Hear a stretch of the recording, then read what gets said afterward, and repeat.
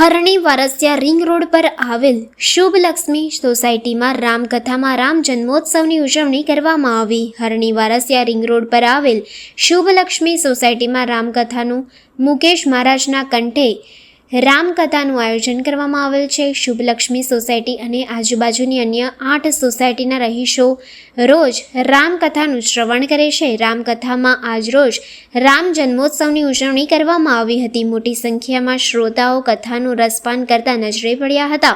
નાના ભૂલકાઓ રામના વેશમાં અનેરું આકર્ષણ ઊભું કર્યું હતું. રામ જન્મોત્સવ સમગ્ર વાતાવરણ રામમય બની ગયું હતું. આ વિશે વધુ માહિતી સોસાયટીના અગ્રણીએ આપી હતી. શુભ લક્ષ્મી સોસાયટીના આંગણામાં જે સિદ્ધેશ્વર મહાદેવનું મંદિર છે તેના આંગણામાં જે શ્રી રામ માનસ કથા થઈ રહી છે, જે એમના વક્તા છે મુકેશભાઈ, તે એમના મુખેથી જે અમે કથા સાંભળી રહ્યા છે એનું રસપાન લઈ રહ્યા છે. પણ જે દૂર દૂરથી આજુબાજુની સોસાયટીમાંથી જે 1 દિવસ 2 દિવસ એમ કરીને આજે 250 થી 300 માણસ આવીને સાંભળી રહ્યા છે, એમનું રસપાન કરે છે. એટલે એ વક્તાના મુખેથી જે સાંભળીએ છીએ એમનું રસ લઈ અને ઘરે જઈએ છીએ તેમ આનંદ થાય છે કે આપણી ઘરે બી આવું રસપાન કરવા માટે ગુરુને આગમન કરીએ. આવી રીતે રસપાન અમારા શુભલક્ષ્મી સોસાયટીમાં આવા દરેક પ્રોગ્રામ થાય છે.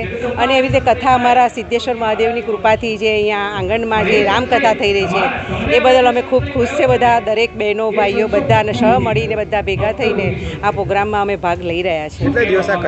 9 દિવસની કથા છે અને શનિવારે કથા ચાલુ થઈ હતી અને રવિવારે પૂરી થાય છે. અને 9 દિવસમાં જે અમે રસપાન લઈએ છીએ એનો આનંદ અમને ખૂબ છે. બધા બહેનો ઉમંગ ઉત્સવથી આનંદ લઈએ છીએ. એની મેં જય લતાબેન પટેલ, શુભલક્ષ્મી સોસાયટી, જય શિયારામ.